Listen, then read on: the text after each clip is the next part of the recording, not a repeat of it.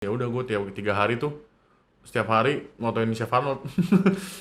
Dia masak di Oke. dapur, gimana dia ngobrol sama tamu-tamunya.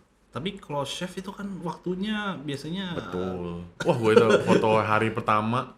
Gue cuman foto 15 menit kayaknya. maksudnya dia cuma punya waktu Bisa jadi 15 ya. menit. Pokoknya ya udah gue sih notice gini ya. Oh ya chef siap. Gue bisa aja dijadiin omongan gue backfire karena gue ngelakuin kan banyak kan orang yang ngomong kayak wah seru ya kalau kerjaan lu hobi lu jadi kerjaan lu gitu. Itu Eh, kalimat bisa backfire loh menurut gue pas gue telah karena bisa jadi kalau udah melibatkan uang udah nggak pure hobi udah nggak pure passion itu bener sih. Selamat pagi, siang, sore, malam, dan subuh Sobat Landa. Kembali lagi di Landa Podcast. Hari ini kita kedatangan tamu sangat spesial. Namanya Stephen Pangadi atau biasa disebut Pang. Pang Pang. Oke Pang ya Pang. Pang.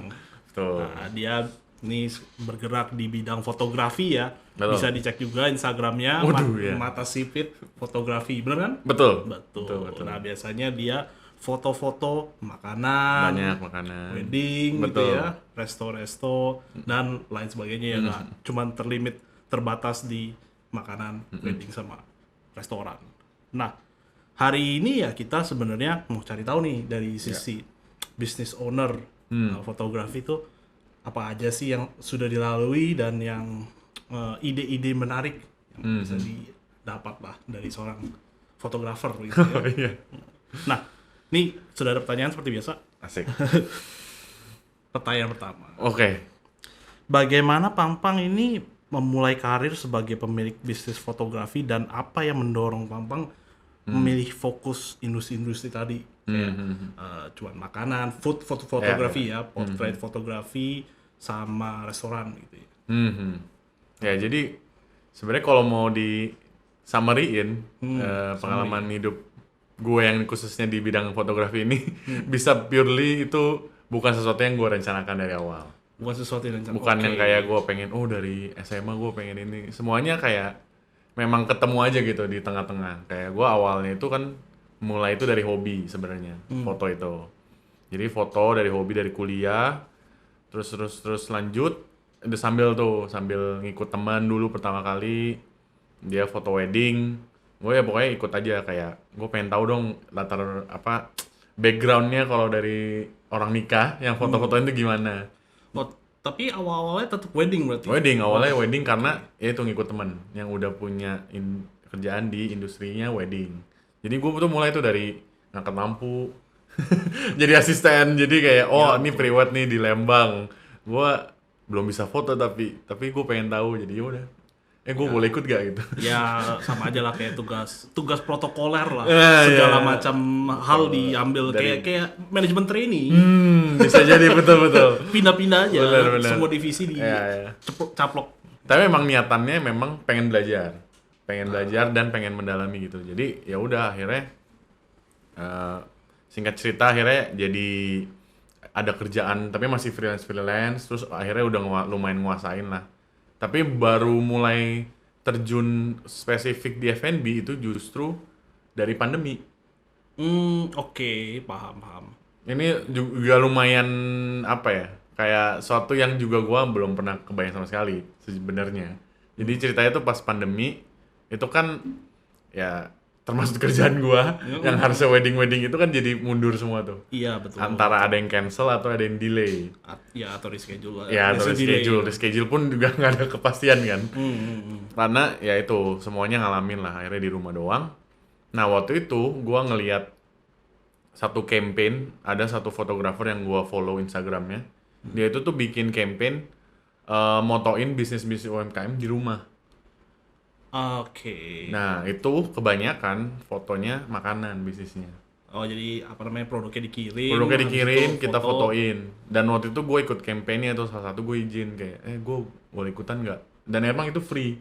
Nah, makanya dari situ jadinya bergerak di industri F&B. Betul, dari situ kayak gue jadi tertarik dan pengen ngedalamin. Lu ada tuh Instagram gue di highlights namanya Moto di Rumah. Waktu itu gue bikin campaignnya. Itu lumayan terus kayak sebulan itu ada kali 40 atau 50 dan itu semuanya free gitu. Jadi gue emang nggak mungkin gue jual harga juga, orang gue bukan fotografer makanan kan gitu. Oh. Jadi gue emang pure pengen belajar, plus ya mereka kan terdampak pandemi, rata-rata tuh UMKM yang nggak siap secara online. Iya tiba-tiba langsung harus WFH. Mereka kan semuanya. bingung kan, aduh mau jualan Instagram bahannya apa ya? Ya salah satunya kan foto makanan yang proper. Ya itu akhirnya gue eksperimen sendiri tuh, belajar kalau foto pakai lampunya gimana. Bener-bener di rumah pokoknya nyeting sendiri. Jadi karena apa namanya? Karena free berarti gratis ya maksudnya. Iya, kayak, iya. Karena gratis ini jadi bisa bereksperimen gitu ya. Betul. Jadinya malahan ya yang mungkin dalam tanda kutip benefit yang gue dapet ya gue jadi belajar.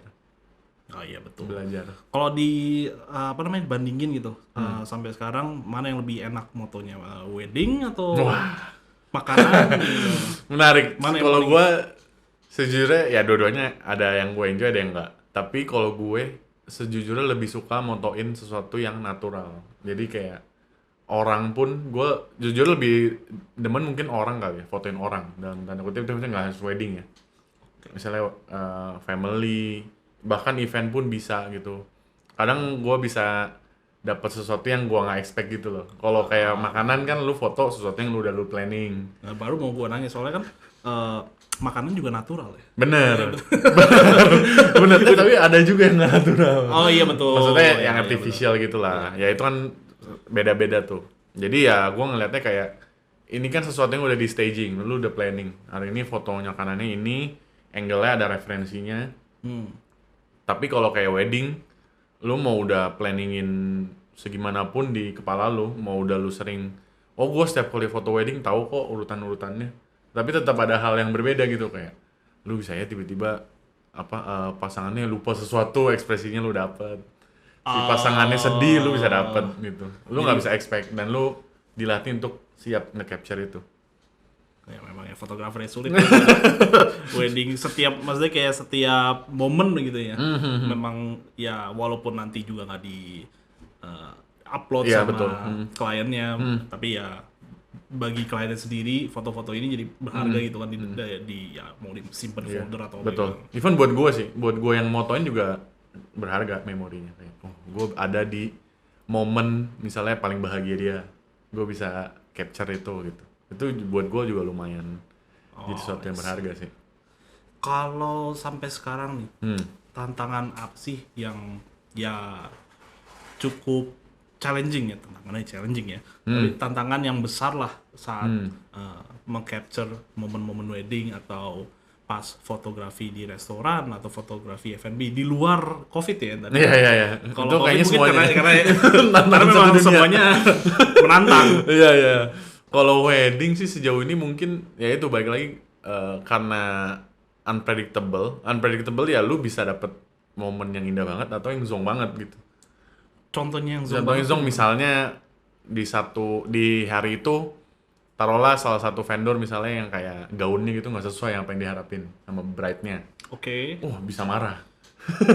Tapi lu perlu nge-capture Oh enggak, momen itu. gue tahu etis itu nggak etis lah. Oke, Tapi oke, gue oke. jadinya efek guanya dia harian nggak mood. Nggak mood kayak aduh lu nggak berasa lah lu tuh nggak enak ngarahinnya, atau ya mungkin yang paling general ya biasanya ngaret atau apa itu sih tantangan. Nah itu menurut gue ngelatih buat lu bisa improvisasi sih, karena pasti perlu itu. Oh, Ya, ya kayak- betul sih. Ya bisa aja kayak kan foto-foto F&B kan mungkin bisa dipromosiin jadi mood booster gitu.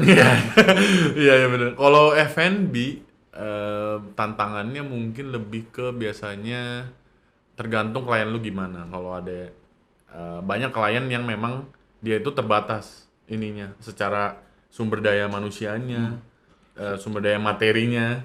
Jadi memang kita bantulah dalam tanda kutip kayak kita tuh kasih tahu ini tuh bisa loh diginiin makanannya supaya kelihatan lebih bagus. Dia nggak ada pengetahuan soal itu. Tapi Jadi- kan kita sering foto, kurang lebih tahu lah dapurnya gimana. Sekalian mengedukasi mereka. Nah ya lumayan dikit-dikit. Cuman ya kadang kan ya pengennya kan idealnya kerjanya ya nggak gitu lah. Bukan bagian, cuman ya itu menurut gue jadi tantangan sih, kayak apa yang lu udah biasa lakuin sedikit lama kuasain, ternyata tuh orang ada yang belum tahu gitu, dan lu lebih bisa lancar kerjaan lu justru ya itu ketika lu udah kasih tahu sih. Nah, kalau di apa namanya wedding sama F&B begini tuh klien-klien pada nitpicky nggak sih? Maksudnya nitpicky itu kalau fotonya nggak sesuai permintaan, terus tiba-tiba harus revisi atau kayak oh ini seharusnya fotonya begini malah malah apa namanya ngejelasin lu harusnya Wah, gimana gitu. ada aja sih. Gimana maksudnya kayak Ya menurut gua kalau begitu tinggal inilah, kalau gua sih personal itu kebesaran hati lu aja. Lu gimana nerimanya? Karena ya mereka, menurut gua sih sebenarnya ya ada hak lah. Karena kan mereka kan yang bayar dalam tanda kutip. Kita memang udah ngasih tahu nih, dan kita kan foto ya sesuai yang kita tahu kan. Menurut kita terbaik gimana sesuai ini. Ya selera beda-beda sih. Jadi menurut gua ya itu tidak bisa dihindari. Kadang pasti muncul, tinggal lu nya aja. tapi kalau semisal menurut lu oh ini kayaknya jelek nih kalau diginiin tapi kata klien begitu. Ya udah. Oh itu tapi memang begitu sih, kayak pasti ada aja yang kayak menurut gua nih udah angle terbaik gitu kan. Pas kasih lihat, wah ternyata bukan itu yang dipilih, yang menurut kita biasa aja, yang penting misalnya kelihatan logonya. Oh. Gitu loh. Lu udah pilih nih misalnya momen, wah misalnya event gitu, event company. Lu udah pilih foto yang paling bagus, yang kayak wah ini momennya pembicaranya lagi bagus banget nih. Nggak kepilih, yang kepilih misalnya yang kayak ya udah biasanya tapi yang logonya gede gitu. Ya udah. Ya kalau udah. dibilang secara individu sama company beda ya. Ya, tapi ya Sudut udah, pandangnya. at least gua udah ngelasain kewajiban gua aja sih. Yes. Jadi ya udah. Nah, berarti ngurusin proyek-proyek sama ngurusin company juga ya. Beberapa betul. Mau promosi mungkin? Oh iya, bisa banget Itu. Boleh, silakan. Bisa. Oh, aduh, aneh juga. Tapi ya bisa. Ya company gitu ngambil beberapa sih. Jadi karena udah ada partner lah dalam tanda kutip. Jadi gua lumayan lagi pengen ngebangun, jadinya kita bisa 360 lah bahasanya. Jadi lu one stop fotografi service gitu. Ini Papa ini orangnya humble. Waduh. Jadi nggak mempromosikan diri sendiri. Ini gua kasih tambahan kan kita riset dulu ya. Oh iya, Sebelum ada podcast. ngeri. Nah, ini Bambang ini pernah fotografi dengan Chef Arnold. Oh ya, itu memorable pasti. Nah, gimana tuh maksudnya ya memorable-nya seperti apa? Ini gue ceritain dari sisi gue ya, gue nggak tahu dari sisi Chef Arnoldnya, tapi ya itu karena gue ini sekarang kan ngehandle foto di restoran. Jadi gue ada istilahnya in-house lah, tapi memang masih dibolehin ngambil freelance. Nah itu bos gue itu temennya, istilahnya kenal dekat karena sama-sama chef pekerjaannya. Dan dia memang lumayan dekat sama si Chef Arnold tuh. Jadi ya waktu itu eventnya dia pop up, jadi dia masak di restoran yang tempat gue kerja selama 3 hari. Ya gitulah, dia bikin course. Ya udah gue tiap 3 hari tuh setiap hari motoin Chef Arnold. Dia masak di dapur, gimana dia ngobrol sama tamu-tamunya. Tapi kalau chef itu kan waktunya biasanya Betul. Wah, gue itu foto hari pertama pre-event, jadi kan kita ada foto buat promosional gitu kan. Jadi kita nyiapin. Gue cuman foto 15 menit kayaknya. Pokoknya dari awal gue siapin tuh lampu, blep, cekrek 15 menit. Udah kelar. Selesai. Maksudnya dia cuma punya waktu. Bisa jadi 15 ya. menit. Ya pokoknya ya udah gue sih notice gini ya. Oh ya chef. Ya udah. Udah terbiasa sama dapur chef juga ya. Oh, ya, Chef siap begitu ya. Iya benar, mesti siap-siap dalam segala hal sih. Kalau kita ngomongin pengembangan gaya ya, biasanya kan dari branding gitu seperti Mata Sipit Fotografi pasti punya gaya sendiri gitu. Nah, gimana tuh caranya mengembangkan gaya fotografi pang-pang yang khusus pang-pang? Dan maksudnya apakah ada perubahan tren di industri fotografi? Menurut gue ini dari pengalaman gue doang ya. Gue sih kalau mempertahankan gitu, satu yang pengen gue terus bawa itu nge-capture sesuatu yang candid. Kalau misalnya dalam wedding, gue lebih suka sesuatu hal yang kayak ini tuh nggak di staging sama sekali loh. Dan maksudnya hanya terjadi di gitu. Itu karena jadinya orisinil, kayak orisinil dan otentik, cuman ada di momen itu, cuman ada di kamera lu. Gitu. Kalau pose-pose kan mungkin ya mungkin ya itu terbagus. Dan pasangannya banyak yang pengen juga, tapi gue sangat mempertahankan yang kayak sisi-sisi bisa nangkep ekspresi yang natural gitu-gitu sih. contoh gaya paling candid tuh gimana? Gaya paling candid. Maksudnya yang paling Sebenarnya iya. nggak pernah pampang atau nggak pernah gua temuin gitu. Sebenarnya yang paling bisa lu explore adalah dengan cara ngasih dia aktivitas. Misalnya nih, kayak dia foto berdua. Lu bingung kan, daripada lu arah-arahin, lu beliin aja misalnya es krim. Oke. Coba lu makan deh berdua. Lu nggak usah lihat ada gua, pokoknya lu makan berdua gimana. Tek, nanti tiba-tiba muncul sendiri dia meperin di hidungnya lah. Oh, Gitu-gitu kan karakter-karakter itu, ya itu kan keluar yang sendiri dari karakter dia, nggak gua arahin, senyum dong gitu. Iya, Gua natural ya. aja gitu. Ya tetap diarahin sih, cuman at least yang kayak gitu-gitu bukan dari gua briefnya. Gitu. I see. Itu ya gaya spesialnya Mata Sipit fotografi gitu. Pengennya begitu terus sih, bawa begitu sih, karena gue juga ya banyak terinspirasi dari yang lain juga, karena patut diakui ya namanya industri kreatif pasti sedikit banyak referensinya dari yang udah duluan gitu sih. Jadi nggak bukan yang kayak pencetus ide gitu juga enggak. Cuman gue lebih cocoknya begitu ngelihatnya. Oke. Kalau kayak semacam gaya-gaya begini tuh kan ya industri fotografi. Maksudnya banyak juga yang iseng nakal. Contohnya kayak kalau foto makanan gitu istilahnya diambil di kleptoin lah. Pakai buat stok foto gitu. Pernah kejadian nggak? Sejauh ini sih yang sepengetahuan gue belum sih ya. Mudah-mudahan sih jangan ya kalau Indonesia tahu. Tapi sepengetahuan gue belum. Tapi gue pernah lihat memang banyak. Terutama yang nama-namanya udah gede sih. Gitu. Yang maksudnya gayanya tuh persis banget. Karena gue follow akun Instagramnya, terus emang dia bahas gitu sengaja. Ini kok kayaknya fotonya mirip ya, kayak gitu. Ada juga yang bener-bener plek ketiplek gitu. Tapi kalau kayak misalnya foto makanan ya, pasti kayaknya menurut gue banyak sedikit ada yang sama sih. Kalau ya begitu-gitu. Kalau begitu ya sudah Cinca. Iya. Gitu ya. Karena ya mau lo gimana pun pasti mirip-mirip juga gitu ide-idenya. Foto makanan ya plating rata-rata begitu. Foto makanan juga kan ada pakemnya kan, gado-gado bentukannya hampir pasti sama lah gitu misalnya. Tapi tadi apa yang lu sempet mention yang tren itu, gue ngelihat kalau tren yang sekarang foto itu lagi banyak orang, ya mungkin algoritma gue juga kali ya, lagi banyak fotografer yang nambahin edit value itu pakai kamera analog. Oh, lebih terkesan jadi nostalgia atau betul sih. Retro. Karena memang patut diakui ada beberapa, kalau secara teknis gue lihat kayak ada emang style yang dia didapetin dari kamera analog nggak bisa didapetin di kamera digital sekarang. Oh ya betul, vibe-nya gitu. Kayak, dan buat fotografer juga menurut gue menarik sih, karena analog ya, kayak lu nggak tahu hasilnya kayak gimana. Lu cuma punya berarti satu roll tuh 36 frame. Lu sewise lu waste-nya gimana. Lu nggak tahu end-up-nya gimana. Tapi mungkin dari kebiasaan juga ya bisa mengurangi resiko ada salah lah. Bener. Pas analog. Itu juga secara tidak langsung menguji skill. Ya kan? Tadi juga bisa jadi gaya sendiri kan. Bener. Tergantung arah kayak semisal brandnya mau dibawa kemana gitu kan. Iya.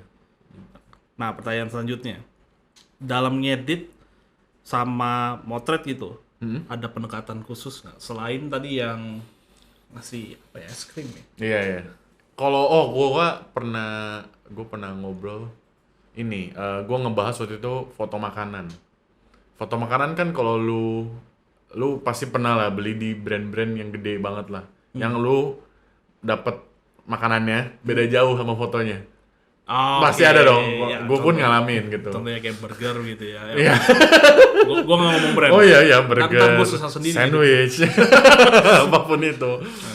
Gue ada satu yang gue tahu orangnya. Gue pernah ketemu terus gue kayak gue nggak ngobrol langsung. Tapi gue tahu. Maksudnya gue belum waktu dulu gue belum ngerti maksudnya kenapa ya lu foto tuh sampai harus digini-giniin, ditata. Tapi yang lu terima sebenarnya kan jauh beda. Gue kayak ngapain gue foto sampai segitu-gitunya ya. Karena memang itu salah satu pendekatan si brandnya. Gue tuh pengen nampilin foto yang bagus supaya orang tertarik beli. Urusan sesuainya atau enggak itu bukan urusan dia. Urusan operasional itu. Pas gue iya juga ya, kan bukan urusannya sih itu urusan operasional bener. Tapi bisnis, ini kan urusan marketing. Iya, betul. Nah, tapi kalau gua sejauh ini pengalaman gua itu mostly yang gua foto itu sesuai sama yang diterima sama konsumen. Dan gua ngelihat lumayan beda sih. Jadi lu tuh lebih estetis aja gitu. Jadi kayak lu foto, oh memang begitu. Oh iya begini gitu. Lu nggak perlu yang kayak sampai gua ganti misalnya foto apa ya? Foto es batu nih bisa mencair atau apa. Diganti kan BH sama plastik. Itu nggak apa-apa, itu trik sih. Iya. Tapi misalnya ada juga yang diganti sampai bahan-bahannya juga nggak bisa dimakan. Yang kayak diganti lem gitu ya, Diganti atau busa apa, jadi dikasih sesuatu yang lain. Jadi gue selama ini ya mungkin itu pas gue telat, oh iya gue suka sesuatu yang natural. Kayak mungkin makanannya ternyata, oh ya selama ini gue foto banyak kan ya natural, emang begitu adanya. jadi nggak pernah, lu nggak pernah kayak menggunakan teknik-teknik fotografi ya produk begitu ya, Iya, yang biasanya Belum. ganti lem atau Iya, kayak iya. misalnya pakai asap buatan. Belum pernah sih. Dan memang ya belum pernah ngedalamin juga, tapi gue tahu ada kayak banyak fotografi gitu, tapi seru juga sebenarnya. Cuman memang ya kayak belum pernah gue alamin aja, jadi mungkin gue lebih cocoknya sekarang yang kayak gini. Tapi ya emang itu udah cukup berkembang sih, gue ngeliat kayak memang itu kan ada kerjaan khusus tuh, food stylist. Ya, tuh. Itu gue ngeliat, banyak sih. Dan memang kalau memang lu ngeliat cuma dari hasil lahir ya, itu mereka bekerja dengan sangat baik. Oh ya betul. Memang Keren. intinya kan supaya dilihatnya kayak wah. Ya, mereka bekerja dengan sangat baik. Tapi kalau lu sendiri secara personal itu akan mendalami hal itu nanti. kalau ada kesempatan gue pengen sih. Kalau ada kesempatannya. Kalau ada Cuman gue kesempatan. mungkin ya itu karena terbiasanya sekarang ya udah pokoknya keluar di dapur, lu foto, lu bisa langsung makan pun bisa, jadi cepet. Mungkin gue bisa melihat diri gue nggak tahan sama, dulu lama banget sih gitu, buat cuma satu menu doang gitu. Biasa sampai seharian gitu. Iya, biasa sampai seharian, dan timnya kan gede ya. Maksudnya lu nggak cuman foto doang. Itu udah ada yang food stylist sendiri. Bahkan ada yang udah ngaturin lampunya, ada yang ngedesainin boardnya gitu-gitu loh. Itu udah tim. Yang kayak apa stylin sampai disisirin. Iya, gitu ya. jadi itu dunia yang berbeda aja sih. Jadinya belum Habis disisirin. pakai dolly. Iya, bisa. Iya, itu memang apa ya? Mungkin buat orang OCD sangat menarik gitu ya. Seru sih belakang layarnya. Pernah nggak nge-handle lebih dari satu project sekaligus? Maksudnya dalam satu hari yang sama atau? Ya dalam satu rentang waktu Oh. yang maksudnya tabrakan lah proyeknya. Jadi kayak contoh harus ngefoto produk F&B, tapi sekaligus di lapangan perlu foto wedding. Oh iya pernah sih. Misalnya dalam week itu wedding gitu, tapi misalnya besokan harinya, waktu itu dulu gue pernah. Kan kalau wedding foto dari subuh ya sampai malam. Oh iya, oke bener. Rata-rata. Karena mulai dari makeup kan, makeup. Betul, sampai itu besokannya masih harus foto makanan. Kayak ini badan tuh kayak udah nolak gitu. Stop dulu bro. Santai bro. Hashtag Jakarta keras. Iya, kayak santai aja bro, gak usah dibawa keras-keras gini. Teman ya, menurut gua tipe orang yang kalau memang gua bisa nikmatin kerjaannya, itu tuh bisa nambah energi lu gitu. Jadi kayak, memang berasa, cuman kayak lu, tahu gue capek tapi gue seneng sama hasilnya gitu.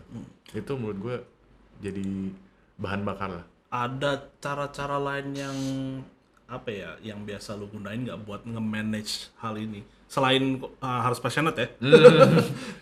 Menurut gue, kalau gue banyak lihat fotografer lain itu mereka rutin hunting foto apapun. Misalnya nih, dia sehari-hari kerjanya foto wedding, kan nggak mungkin kan setiap hari ada wedding. Ada kalanya misalnya dia 2 minggu sama sekali nggak ada nih, atau sebulan atau lebih. Nah itu banyak cara, salah satunya itu hunting. Misalnya dia yaudah foto, lu beli sarapan ke pasar tapi lu bawa kamera gitu. Itu menurut gua lumayan ngelatih sense lu gitu loh, ngelatih sense kayak lu tiba-tiba ada momen yang bagus gitu-gitu, lu kayak lumayan jadinya tuh nge-manage gitu loh, istilahnya kayak skillnya termanage. Jadi bukan lebih ke arah memanage istilahnya ya, pihak ketiga atau variabel yang nggak bisa terkontrol. Oh tapi iya, iya, bener. Lebih nge-manage skill lu Skillnya diri ya, sendiri menurut gitu. gue jadi lebih ya jadi lu istilahnya kalau mesin nggak karatan lah, ya kan, kayak Ya, di lu kalau maintenance. besi atau apa jadi di maintenance terus, itu otomatis menurut gue jadi kelihatan di hasil lu, ya itu mungkin otomatis jangka efek nggak langsungnya ya ke klien-klien lu juga, karena lu berasa kayak bukan seseorang yang kayak baru banget moto gitu. Kadang kan berasa tuh kayak kalau udah lama misalnya nggak foto wedding, kaku ya mau ngapain ya, bingung gitu. Habis itu modelnya harus gaya bagaimana. Iya, atau apalagi kan kalau wedding most of them bukan model. Iya, Jadi pasangan betul. kan, Mereka juga kaku. Iya, mereka juga kaku, mereka butuh arahan kita gitu. Apalagi pas wedding, wah stresnya. Iya, bener. Ngalamin teman bapak nih kayaknya. Ya. Soalnya pernah jadi basement juga. Iya, itu. Wah, saya tahu lagi. Nah, oke, kita beranjak ke sosmed lah. Nah, kita ngeliat dari sudut pandang fotografi. Peran sosmed dalam mempromosikan fotografi dari sisi Pang-Pang tuh gimana? Apakah sangat membantu dalam ya istilahnya marketing ya? Iya. Ini disclaimer, menurut gue kayaknya pengalaman yang gue lakuin dan pengalaman gue kayaknya mungkin gak banyak orang yang sama. Lebih karena jelek sih mungkin. Maksudnya karena gue nggak terlalu memaintenance medsos gue.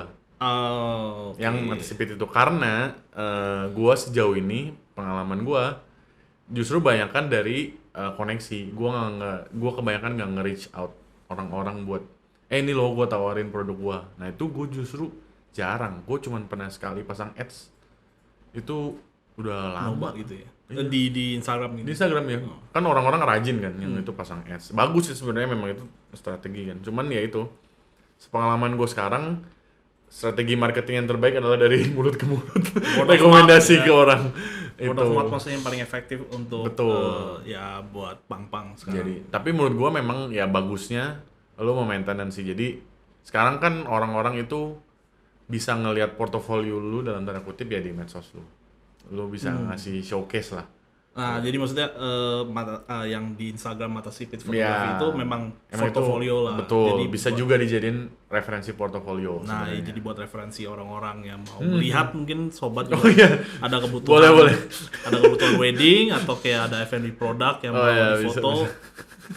Bisa. Langsung Nanti aja Mata langsung ke Sipit. gua, iya. Atau ke Stephen Pangadi. Betul. Nah, ini tuh bagaimana caranya kita tuh bisa menahan, kan tadi Bambang sempet ngomongin soal passion ya. Gimana caranya tuh mempertahankan kreativitas sama semangat ini di bidang fotografi? Pernah nggak ada saat dimana kayak Jenuh.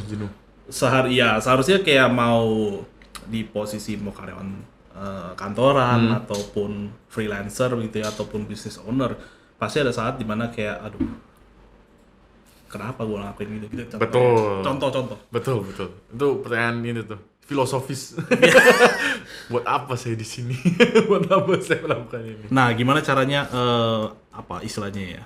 Tanda kutip menanggulangi itu atau membuat semangat daya juang yang tinggi. Tetap ada lah ya gitu ya.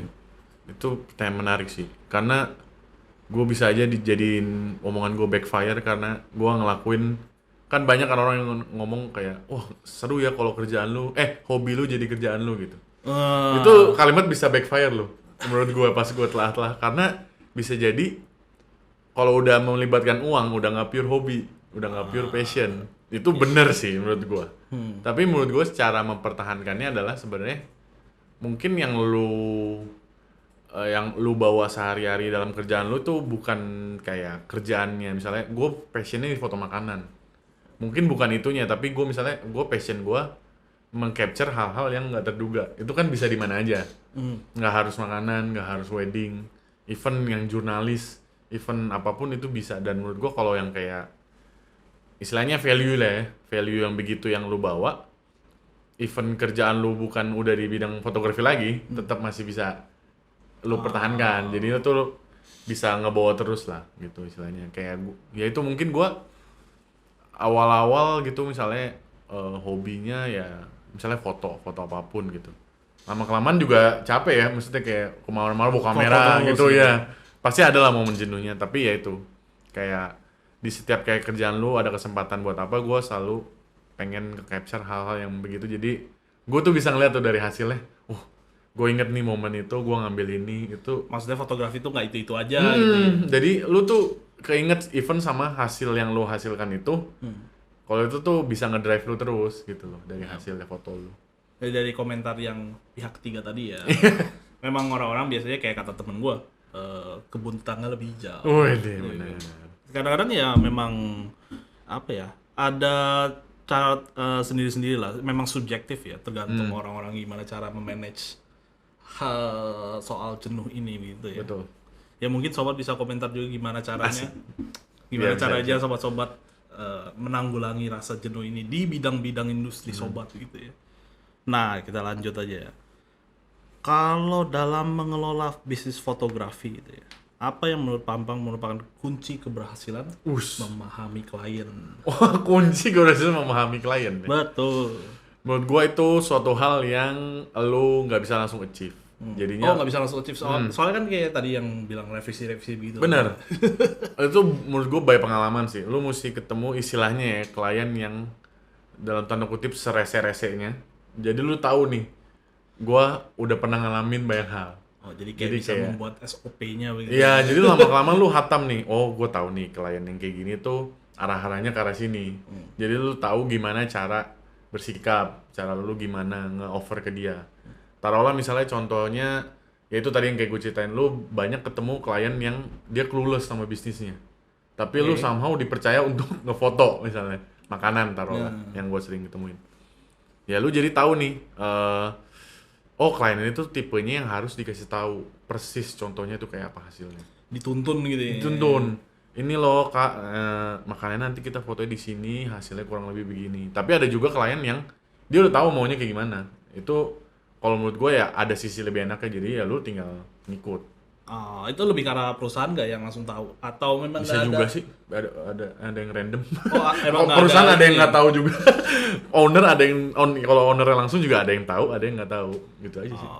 Sepengalaman gue sih random ya. Ada nggak kayak apa ya dari requestnya mereka, lu bisa tahu nih, oh ini memang klien yang bentuk begini atau memang baru berjalan udah ngerjain beberapa hal Project ya. ya.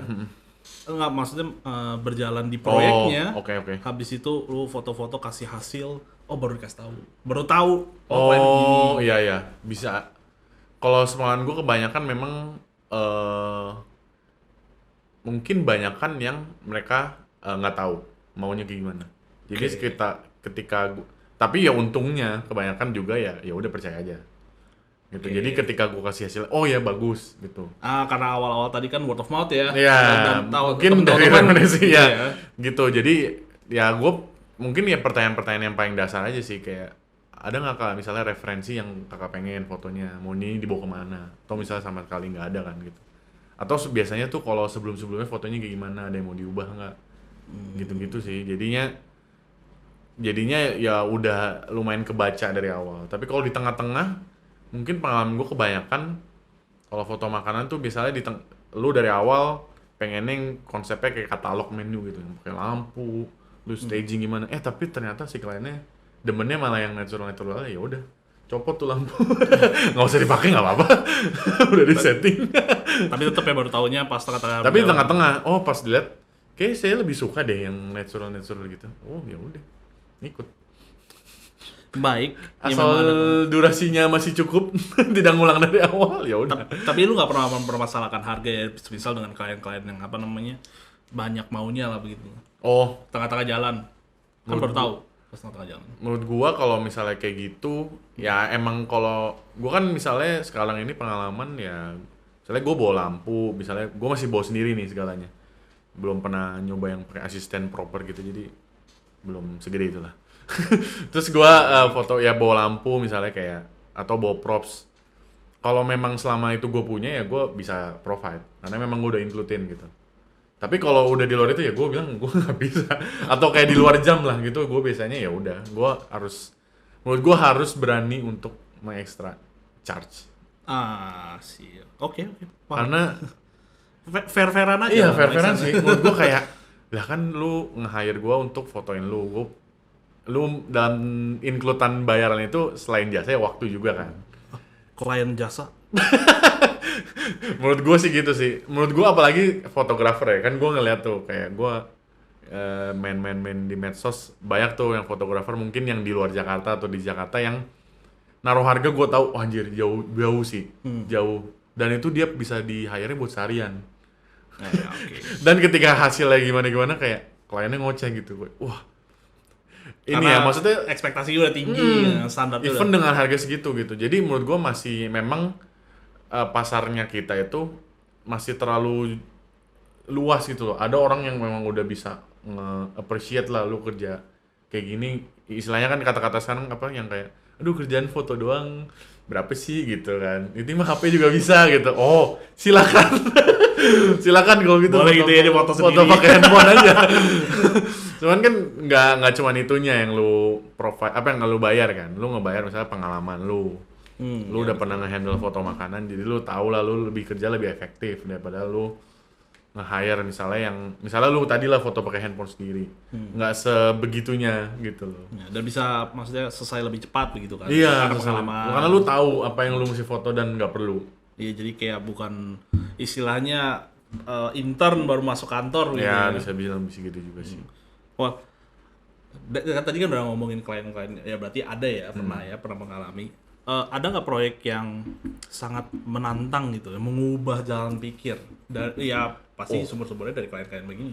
Oh, menurut gua yang lumayan ngebuat ini secara general sih, ngebuat malahan ke dalam tanda kutip hidup gua ngebuka eye opening banget karena ya itu tadi yang tadi gue cerita F&B itu kan gua nggak ada sama sekali kebayang dan menurut gua sekarang ketika ngejalanin itu cukup ngebuka dunia gua sih bukannya dalam hal tuh koneksi pasti terus apa ya kayak hal-hal yang gua nggak tahu belakangnya gitu misalnya kayak oh ternyata tuh begini ya salah satunya tadi misalnya Chef Arnold gitu Contohnya. iya kayak F&B sih kebanyakan F&B sih yang kayak Lalu ngomongnya kayak dark side banget ya. ada dark side-nya tapi ya iya. Mungkin ya kalau dark side apa ya yang aman ya. Ya pokoknya yang istilahnya dulu kan lu mungkin kalau di restoran lu most of your life itu datang sebagai customer. Oke. Gitu. Dan lu sekarang kerja di restoran sebagai fotografernya. Jadi lu tau lah kayak ternyata tuh di dapur tuh begini orang-orang. Politik dapur. Ada mungkin Ya, juga. ya. Aduh, saya nggak mau arah-arah yang nggak aman. Ya, Tapi paham kok maksudnya apa yang terjadi di pokoknya dapur yang gitu begitu-gitu yang begitu-gitunya tahu yang darknya, tapi yang goodnya ya mungkin jadi gue tahu. Kalau ngebuat bisnis tuh caranya begini. Gitu kayak lu tuh kalau ngebangun dari awal begini. Kenapa lu mesti ngasih in charge owner lu? Karena bos gue juga gitu kayak ngerasain yang brand gue sekarang kerja itu gue beneran foto dia itu beneran dari rumah bentukannya dari rumah ownernya langsung bikin sendiri dari pandemi jadi sama-sama kena pandemi dia nge-baking roti dari rumah dijual-jualin sampai akhirnya punya outlet punya restoran sekarang selang berarti itu berapa tuh? 4 tahun. Iya, 3-4 tahun. Ini udah 2024 ya. Mungkin banyak sobat ini Circa 2020. Gue paling inget tuh kemarin baru 2000. Waduh ya. Cepet ya. Iya sih, jadi itu lumayan ngebuka dunia gue dan pandangan gue sih soal bisnisnya. Bisnis makanannya. Kalau ini sebenarnya jadi pertanyaan terakhir sih. Dari pandangan Mr. Pangpang. Yes. Sebenarnya perubahan tren fotografi itu bagaimana lu sendiri? Apakah menjadi lebih baik? Apakah semakin lebih cepat? Atau kayak ada industri tertentu yang memang orang-orang lebih akan lihat gitu? Yang ini mungkin sekalian curhat. Tapi menurut gue nggak tahu kenapa kayaknya memang banyak orang yang tuh berani banget banting harga. Berani banget banting harga. Harga lu kompetitif. Lu pasti nemu lah mungkin di Instagram ads lu misalnya 10.000 per foto gitu. Kayak gue belum pernah bisa bayangin gila ya kalau dijual harga segitu gimana dapat uangnya ya, terus apa foto itu mau kayak gimana gitu. Itu mungkin itu tren jadinya kayak sekarang, oh yang penting tuh mungkin bukan sekedar murah kali ya, murah dan gampang, kayak pokoknya lu sekarang menjual apa namanya, kemudahan lah ya, kemudahan dan kemurahan. Bisa jadi. Contohnya apa tuh? Maksudnya Itu ya fotonya dipakai HP atau enggak, mungkin karena dia misalnya punya tim gitu, jadi dia ngincarnya kuantitas, banyak klien yang mau nge-hire dia dengan harga segitu. Jadinya ya mungkin efek sampingnya kalau menurut bayangan gue ya, jadi lu kerjanya bener-bener seharian gitu, tapi banyak sekali kerjain gitu. Ya memang ada yang dikorbankan sih ya, dengan harga segitu lu mau gimana expect-nya gitu kan. iya, ya dikorbankan ya biasanya kualitas ya, tapi Nah bisa jadi. Nah terus menurut gue tren apa ya, mungkin kalau perkembangan yang sekarang ini menurut gua memang banyak orang yang jadi istilahnya jadi bisa lebih banyak orang yang bisa melabel dirinya fotografer. Menurut gua nggak apa-apa sih sebenarnya, asal fotonya memang bagus dan dia bisa bekerja di bidang itu, menurut gua ya sah-sah aja. ya soalnya dulu gue pernah dengar tuh kalau apa mau jadi fotografer tinggal beli foto yang bagus. Tinggal beli kamera Itu yang ada bagus. istilahnya namanya gearhead. Oh, gearhead namanya. Dia mengutamakan kebagusan gearnya daripada kebagusan fotonya. Menurut dia dengan gear yang mahal hasil foto pasti bagus. Tidak salah sepenuhnya. Karena memang ada beberapa hal yang oh ya memang mesti gearnya gitu. Tapi kan apa namanya? Apa istilahnya itu kalau lu blur di belakang? Oh, bokeh. Kayak bokeh, teknik-teknik fotografi. Iya, yang gitu itu memang ya. Lu nggak mungkin bisa misalnya foto sebagus si National Geographic dengan kamera yang misalnya lu ada sekarang yang taruhlah harganya 5 jutaan gitu. Sangat susah. Itu karena memang ya pasti ada bagian peranan teknologinya yang bermain gitu. Ya, soalnya kan National Geographic juga ngikutin kan. Ngikutin binatang kan. Ya. Jadi tergantung lu waktunya gimana. Iya, lu bayangin dia bisa ngambil foto ikan pelikan dari terbang sampai ngambil ikan sampai naik lagi semuanya ada. Berarti kan di stalking kan itu Nah, binatangnya. kayak shutter speednya bisa tinggi banget tuh kamera lu, waduh, pas bergerak udah jeduk. Nggak bisa, bodoh-bodoh berapa frame. Kalau kayak apa namanya kamera 5 juta, Baru 3 kali jepret kok udah nge-lag nih kamera ya. Gitu sih. Oh sama, ya itu menurut gua banyak yang istilahnya menurut gua kayak ini sih, kayak tren-tren yang lain kayak fashion. Ada aja yang ngebawa misalnya fashion zaman dulu. Mungkin foto juga begitu. fashion retro begitu ya. Banyak yang konsep fotonya sekarang yang menurut gue unik-unik sih, yang kayak itu misalnya dia balik ke zaman 80s gitu tema fotonya. Atau ada juga yang ngambil, kemarin gue nemuin tuh salah satu fotografer, dia bikin konsepnya itu studio tapi dibikin setnya sesuai hobi pasangannya. Menurut gue itu unik banget, keren. Boleh dipromosiin? Oh, namanya tuh yang gua nemuin namanya By Jati Driono. Karena temen kita sih actually. Foto sama vendor itu, gua liat, wah bagus hasilnya. Kayak misalnya nih ceweknya suka ngopi, cowoknya sukanya misalnya foto lah, taruh lah. Nah si fotografer tuh ngonsepin kayak di studionya ada mesin brewernya suka ngopi, ceweknya. Nanti si cowoknya ada set studionya tuh, ya mereka berpose aja sih. Keren sih kayak gitu-gitu. Brewery begitu ya. Menurut gue sekarang yang dijual memang originalitasnya itu jadinya, yang akhir-akhirnya menentukan kayak oh sih itu kan nggak mungkin apa ya, maksudnya nggak bisa sama lu karena ya setiap orang kan sukanya beda-beda. Ya betul, apalagi kalau hubungannya sama Hobi, interest gitu-gitu kan. hobi dan manusia gitu. Betul. Ya. Manusia kan beda-beda. Yes. Well, itu mengakhiri pertanyaan-pertanyaan gua dari apa namanya landak begitu ya. Sebenarnya menarik sekali ya, fotografi memang ya secara subjektif memang ada orang yang suka hal-hal tertentu, tapi ya memang kalau dari mata sudut fotografi dia punya gaya yang lebih natural gitu ya. Tidak ada yang salah di fotografi. Even foto blur bisa jadi benar. Apalagi sekarang ada AI gitu. Nah, wah itu tantangan lagi juga tuh. Ya tapi Gimana Will Sila. fotografi versus AI? Waduh, ngeri. Gak apa-apa. Kita lanjut di next video lah. Wis, asik. Fotografi versus AI. Ini soalnya udah 2 jam. lama mungkin. Oke, terima kasih buat sobat Bambang sudah hadir. Sama-sama. Steven Bangadi ya, Mata Sipil Fotografi.